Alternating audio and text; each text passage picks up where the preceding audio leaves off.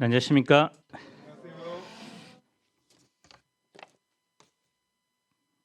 시청각 교육을 미리 시켜줬습니다. 그래서 신호 체계 나팔을 세게 불지 약하게 불지 길게 불지 끊어서 부를지에 따라 이스라엘이 어떤 행동을 해야 되는가, 그래서 그걸 잘 보고 따라하도록 미리 교육을 시킨 것 같습니다. 감사합니다.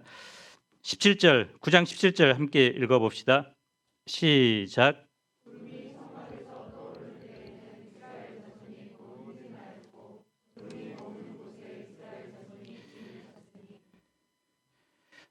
하나님은 광야 행군을 앞두고 최종적으로 이스라엘의 마음 자세를 준비시키셨습니다.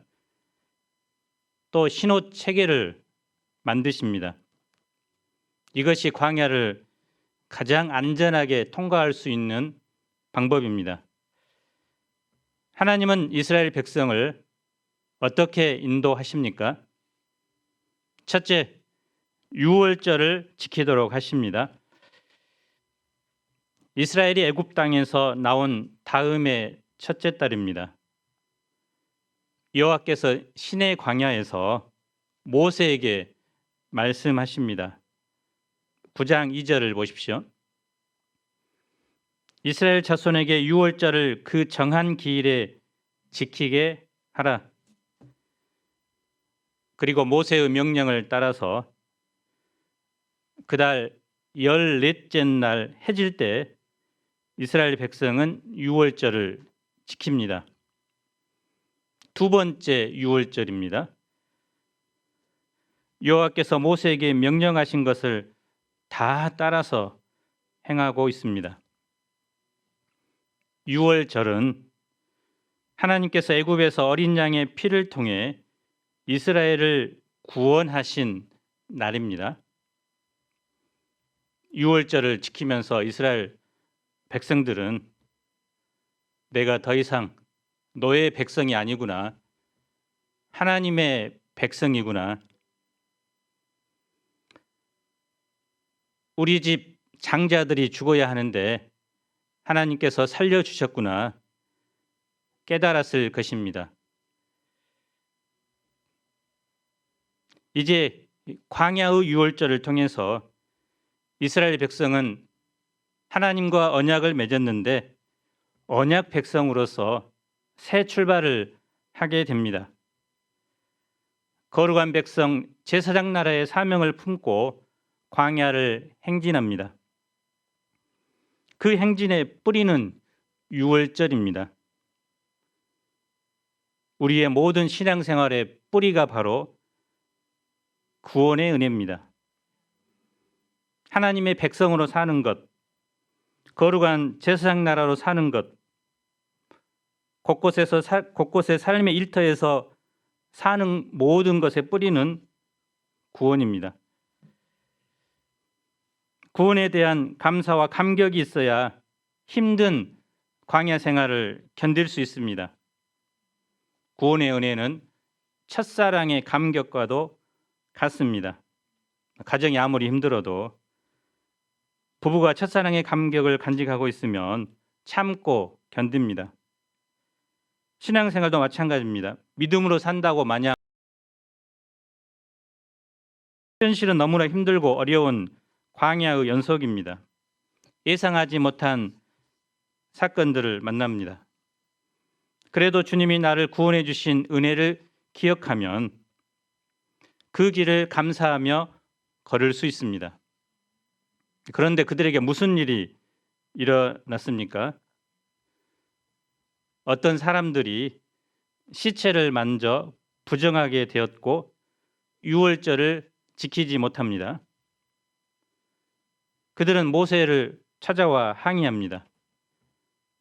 우리가 사람의 시체로 말미암아 부정하게 되었거니와 우리를 금지하여 이스라엘 자손과 함께 정한 기일에 여호와께 헌물을 드리지 못하게 하심은 어찌함이니까.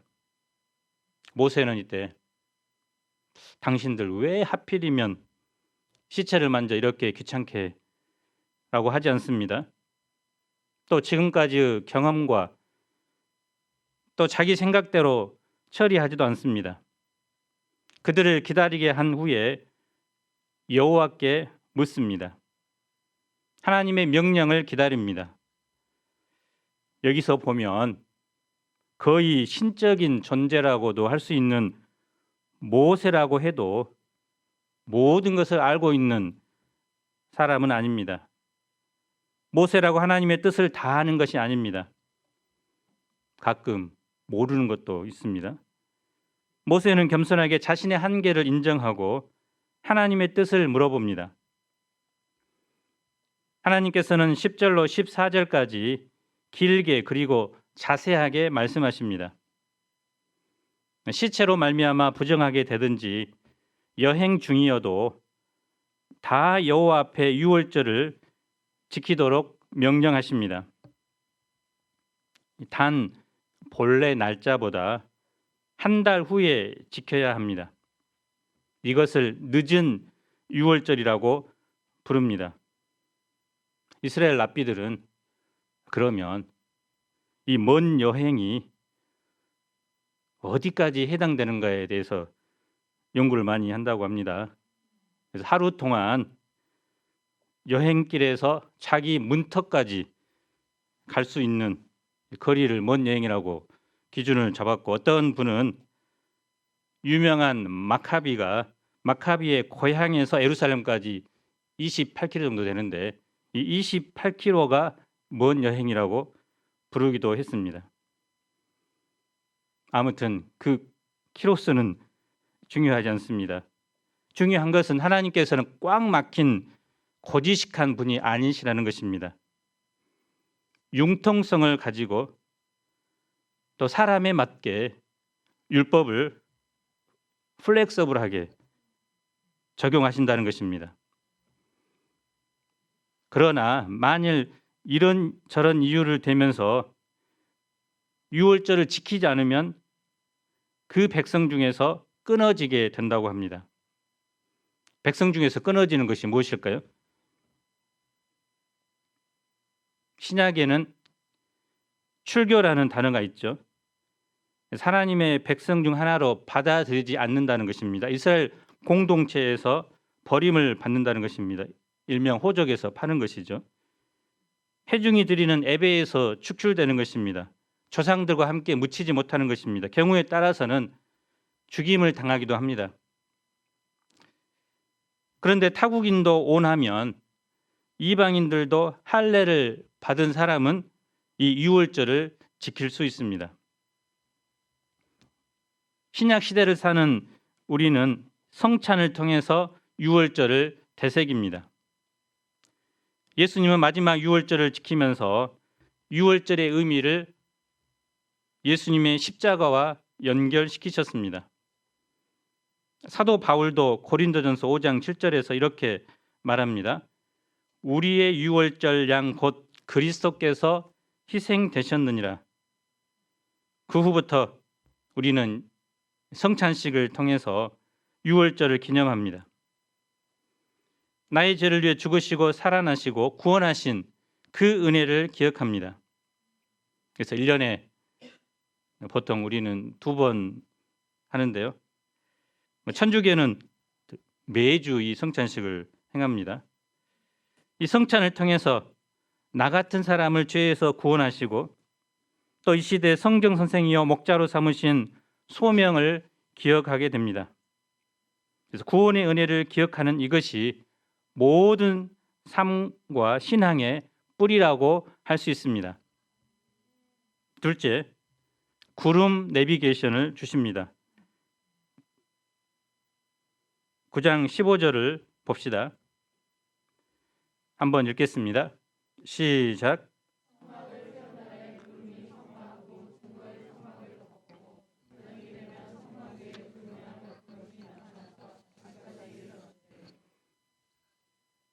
이스라엘 백성은 증거의 성막을 덮은 일정한 크기의 구름을 볼 수 있습니다. 밤에는 구름이 잘 보이지 않기 때문에 불 모양 같은 것이 성막 위에 나타납니다. 그래서 동서남북 어느 곳에서나 성막 위에 떠오른 구름을 볼 수 있습니다. 이것을 보이는 말씀이라고도 할 수 있습니다. 사실 이스라엘 백성은 아직 길을 떠나지는 않았습니다. 이 본문은 훗날 이스라엘 백성이 광야를 통과할 때 어떤 기준에 따라 이동했는가를 보여줍니다. 그 원칙은 간단합니다. 성막 봉헌식에 임했던 하나님의 영광을 상징하는 구름이 성막 위에 머무는 한 그들은 길을 떠나지 않습니다. 그리고 이 구름이 성막에서 거쳐 올라가면 비로소 길을 떠납니다. 그래서 구름이 내비게이션 역할을 한 것입니다. 17절을 한번 읽어봅시다. 시작.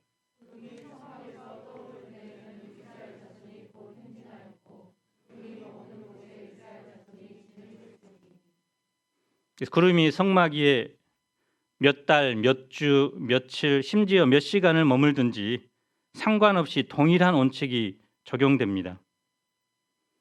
구름이 성막에 몇 달 동안 머물면 이스라엘은 그곳에서 꼼짝하지 않고 있었고, 단 몇 시간 만에 거쳐서 올라가면 새로운 곳에 도착한 지 불과 몇 시간 만일지라도 다시 이동해야 합니다.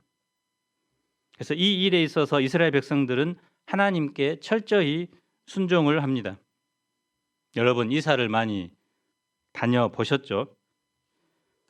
저도 결혼하기 전에 믿음의 형제들과 공동체 생활을 하면서 이사 횟수를 쉬어보니까 10번이더라고요. 길게는 2년, 짧게는 2달. 물론 짐이 많이 없어서 이사하기 편했지만 이사할 때마다 옮기는 것이 쉽지 않습니다. 그래서 사람들은 자기 집을 꿈꾸죠. 빚을 내서라도 아파트를 마련합니다.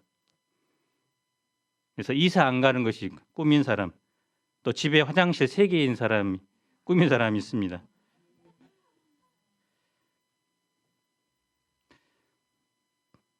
어떤 분이 목회자를 하고자 할 때 선배분이 주의 종은 3가지를 알아야 된다. 하나님이 말씀하시면 언제든지 떠날 준비가 될 것, 또 어느 누구에게도 하나님의 말씀을 전할 준비가 될 것, 또 어떤 장소에서도 죽을 준비가 될 것, 이 3가지를 준비해야 주의 종이 될 수 있다. 이렇게 말을 했습니다. 그러나 대부분의 사람은 이 땅에서 1000년, 만년 살 것처럼 생각하고 집집마다 값진 물건으로 매달 인터넷 쇼핑을 통해서 쟁겨 놓습니다. 천국으로 가려면 너무나 가지고 가도 못하기는 아깝죠. 그러나 하나님의 사람들은 하나님이 말씀하시면 언제든지 떠날 준비가 돼야 합니다. 그래서 심플 라이프를 실천해야 됩니다. 오늘날 말은 미니멀 라이프를 하라는 것이죠. 그래서 이스라엘 백성들은 텐트를 치자마자 곧 걷고 이동하는 삶을 훈련받은 것입니다. 23절을 보십시오. 함께 읽어보겠습니다. 시작.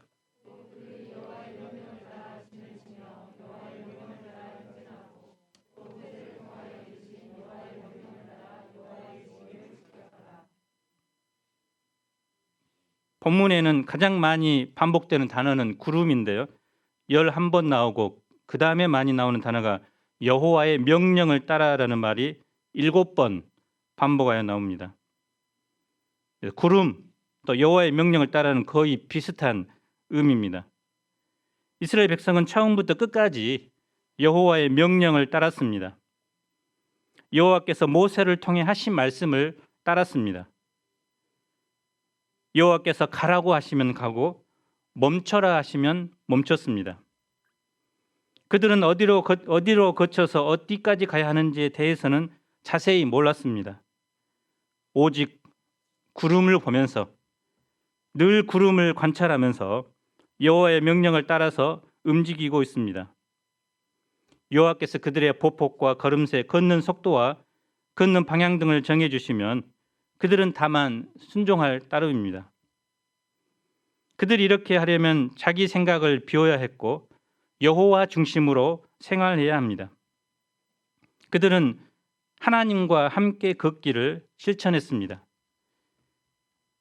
구름 내비게이션이 있었지만 그들이 직접 작동하여 경로 선택은 할 수 없었던 것입니다. 하나님이 구름을 통하여 인도하시는 대로 갈 뿐입니다. 이스라엘이 가나안 땅으로 가기 위해서는 구름만 바라보면 됩니다. 그들은 늘 구름의 움직임을 살펴야 했습니다. 이런 차원에서 광야 생활은 이스라엘 백성이 전적으로 하나님만 의존하도록 하는 훈련이었습니다. 이 구름은 출애굽 이후부터 줄곧 이스라엘 백성들을 인도했습니다. 바로의 추격을 뿌리치고 무사히 홍해를 건너게 했습니다. 성막이 완성된 후 성막 위에서 이스라엘 백성을 인도하고 보호해 주었습니다. 그들을 가나안까지 인도해 주었습니다. 그래서 그들이 구원받은 이후 가나안에 들어가기까지 구름의 인도를 받은 것처럼 우리도 예수 그리스도의 십자가의 보혈의 은혜를 통해서 구원받은 이후에 삶의 제일 되는 원칙은 구름인 하나님의 말씀을 따라 살아가는 것입니다. 그렇게 살고자 힘쓰고 있습니까? 가나안 땅에 정착한 이후에는 이스라엘을 인도하는 구름은 사라졌습니다. 그 이후에는 하나님께서 모세를 통해 모세의 율법을 주셨습니다. 이스라엘 백성들에게 주어진 것은 이제 하나님의 말씀뿐이었습니다.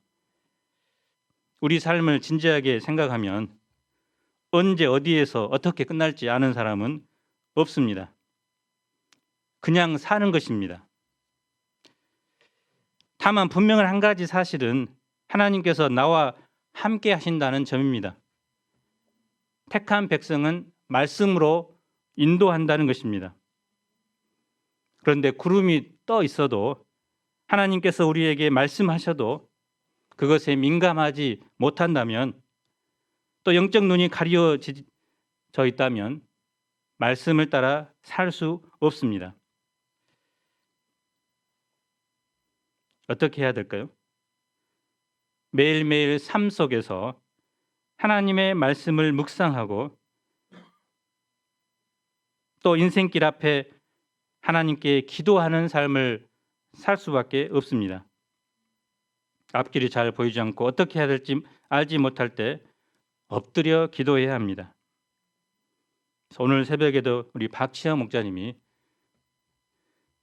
말씀을 따라 살고자 새롭게 새벽 기도를 이비전 목사님 이후에 또 이제 결단하셨다고 하는 은혜로운 소식이 들렸습니다. 아멘. 3번 이제 기다리고 있습니다. 광야길을 가는 이스라엘 백성에게 성공과 실패는 얼마나 빨리 걸어가는가, 이 속도에 있는 것이 아니라 하나님의 인도하심을 따라가는가 아니면 자기가 앞서서 가는가 하는 게 달려 있습니다. 우리의 삶도 마찬가지입니다. 매일의 삶 속에서 승리하는 인생을 살려면 내가 하나님보다 앞장서서 달려갈 것이 아니라 먼저 하나님의 말씀을 묵상하고 무릎 꿇고 기도하면서 하나님의 선하신 인도하심을 묻고 순종하는 삶을 살아야 합니다. 셋째, 신호 체계를 주십니다. 10장 1, 2절을 함께 읽어봅시다. 시작.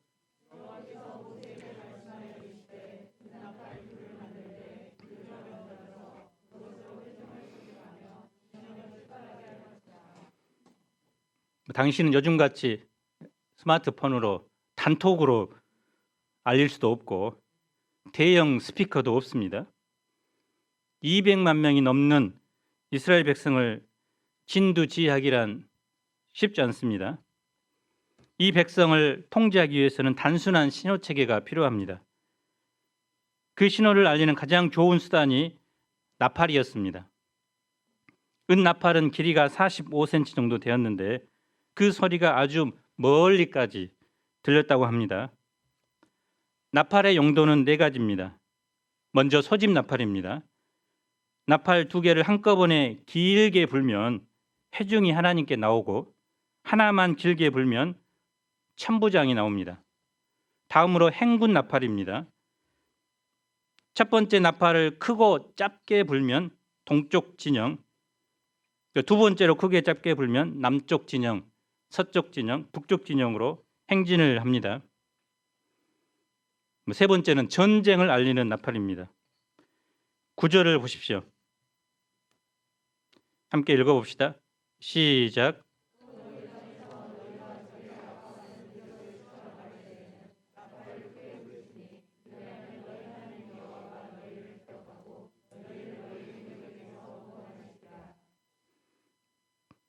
이 나팔 소리는 앰뷸런스처럼 짧고 급히 불었는데 적진을 향한 진격의 나팔 소리면서도 하나님께 도움을 구하는 기도의 나팔 소리입니다.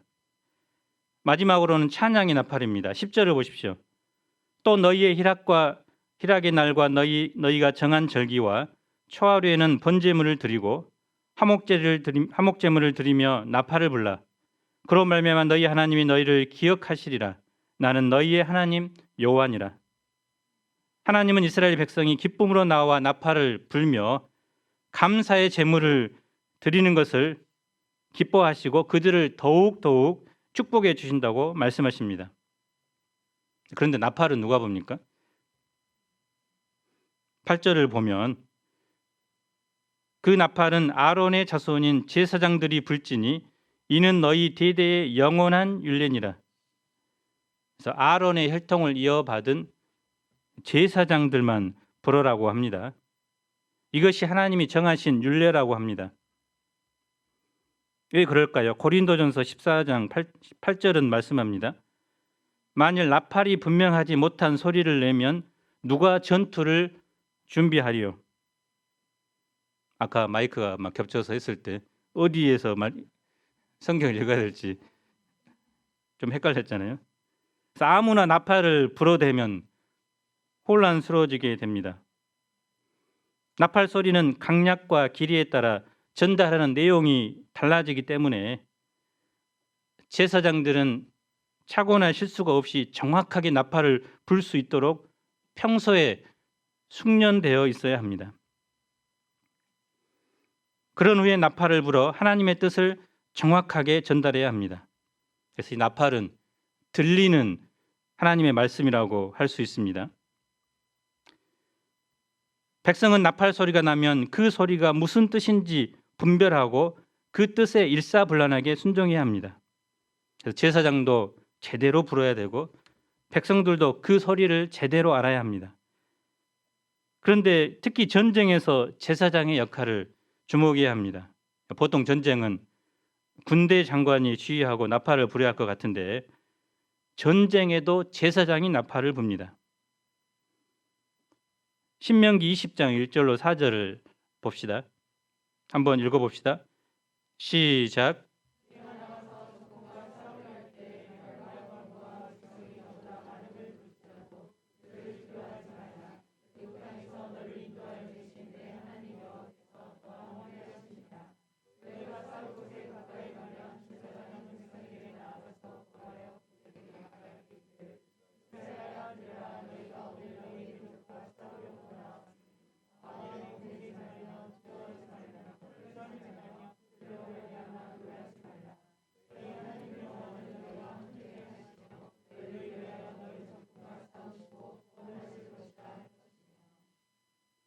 그래서 제사장들이 나팔을 불 뿐만 아니라 이스라엘 백성들에게 하나님이 친히 싸우신다.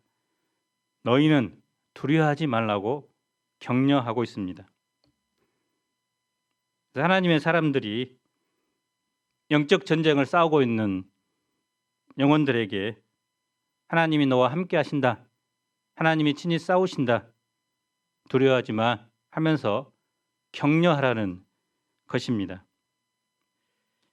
하나님이 친히 싸우심으로 승리합니다.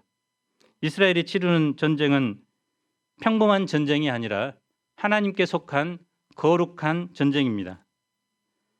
나팔 소리는 이스라엘 백성에게 곧 나는 너희의 하나님 여호와다 라고 외치는 하나님의 소리입니다. 성경에서 나팔 소리는 하나님의 위엄과 권위 혹은 하나님의 절대적인 명령을 상징합니다. 주님께서 재림하실 때 천사장의 나팔 소리와 함께 주님은 재림하신다고 예언하셨습니다. 요한계시록에서는 7 나팔이 하나님을 대적하는 사람들에게 내리는 재앙의 신호로 나타납니다. 성도들은 언제나 나팔 소리에 귀를 기울여야 합니다. 히브리서 기자는 모이기를 폐하는 습관을 따르지 말고 모이기를 힘쓰라고 했습니다. 요즘은 나팔을 불지 않지만 회중들이 모이는, 또 우리 동역자들이 모이는 모임이 정해져 있습니다. 그러므로 항상 정해진 시간을 기억하고 수요 예배네 하나님이 지금 나팔을 불지 않지만 모여라고 하셨구나 하고, 또 금요일은 금요일 심야 기도구나, 하나님이 나팔을 불고 있구나, 가서 기도해야 되겠다, 이렇게 기억하고 모여야 합니다.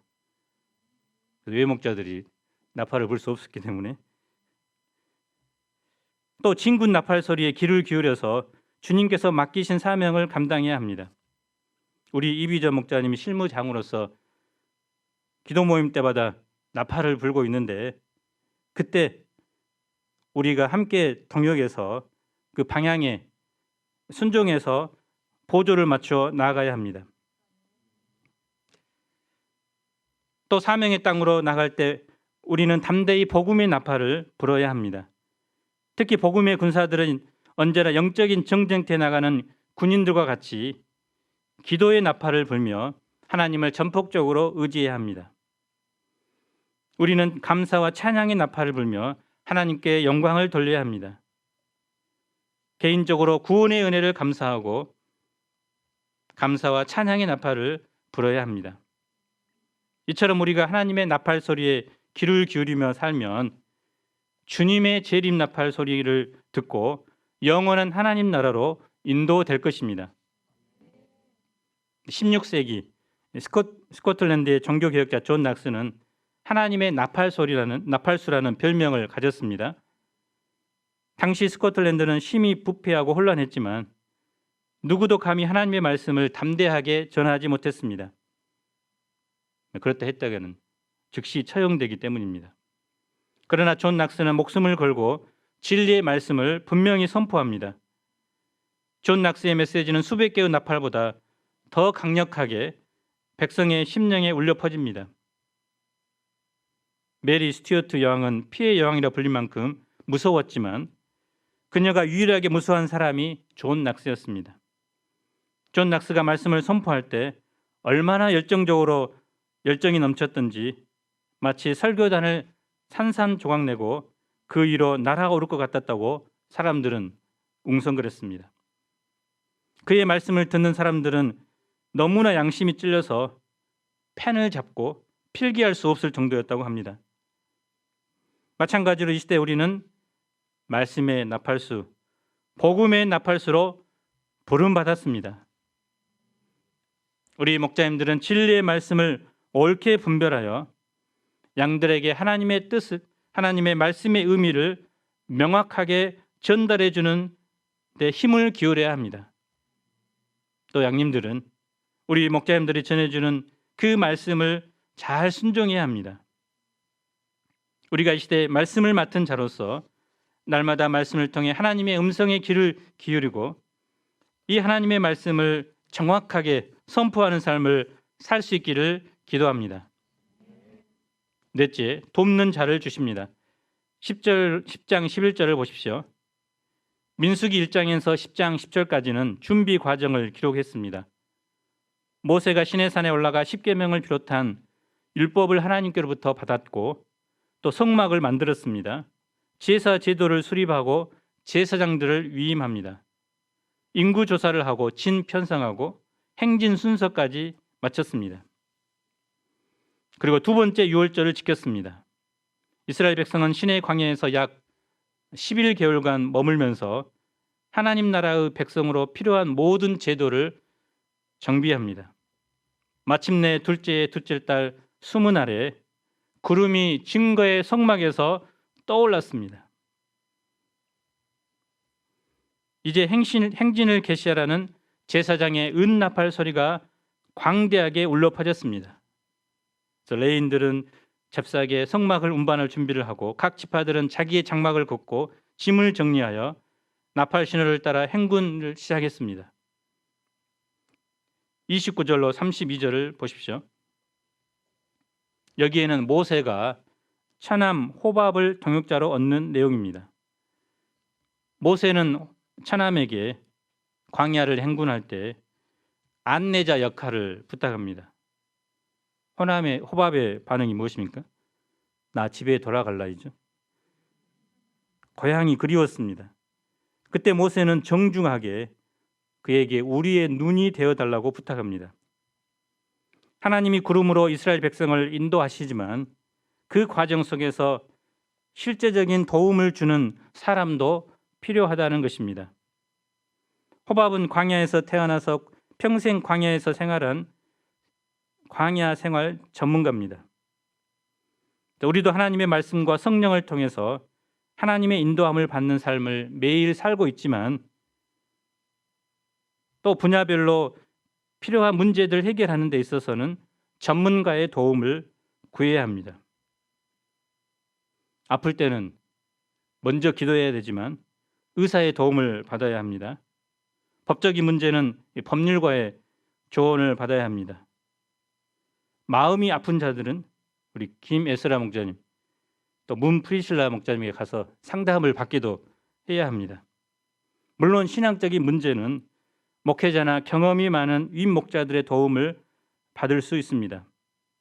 하나님께서는 일반 은총으로서 각 분야의 전문가들에게도 그들이 비록 불신자들일지라도 믿음의 사람들을 도울 수 있는 은혜를 주신 것입니다. 33절을 보십시오. 그들이 여호와의 산에서 떠나 3일길을 행할 때에 여호와의 언약궤가 앞서 행하며 그들의 쉴 곳을 찾았습니다.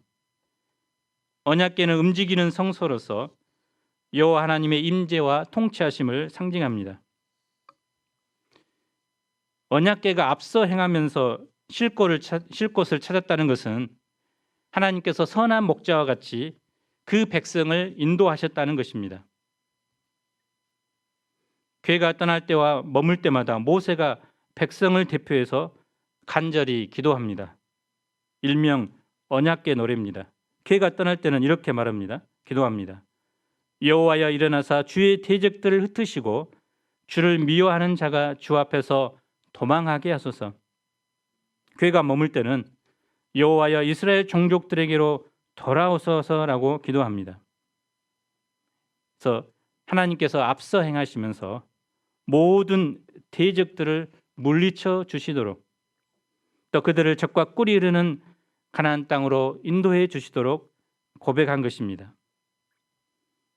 이스라엘 앞에서 앞서 인도하는 하나님은 지금도 천성을 향해서 가는 우리 신자들의 앞을 앞서서 인도해 주십니다. 그래서 우리 앞을 가로막는 대적들 또 여러 가지 유혹들을 물리쳐 주십니다. 무엇보다 우리와 늘 동행해 주십니다. 내가 앞서가면 그 길은 불안하고 멀리 돌아가는 길일지라도 하나님께서 앞서가시면 그 길은 가장 안전한 길이요 지름길이 됩니다. 결론적으로 우리는 광야 같은 세상에서 어디로 가야 할지 모릅니다. 또 어떻게 가야 할지 모릅니다. 내가 지금 어느 곳에 서 있는지도 모릅니다. 하지만 하나님께 내 인생을 온전히 맡기면 또 매 순간 말씀을 따라가다 보면 하나님은 우리를 가장 안전한 길, 결국 영원한 천성으로 우리를 인도해 주실 것입니다. 가는 곳곳마다 우리를 푸른 풀밭 쉴 만한 물가로 인도하시며 우리를 풍성히 먹이시며 입히십니다. 이제 우리가 이 하나님과 함께 멋진 광야 생활을 출발하여 봅시다. 9장 17절을 함께 읽겠습니다. 시작.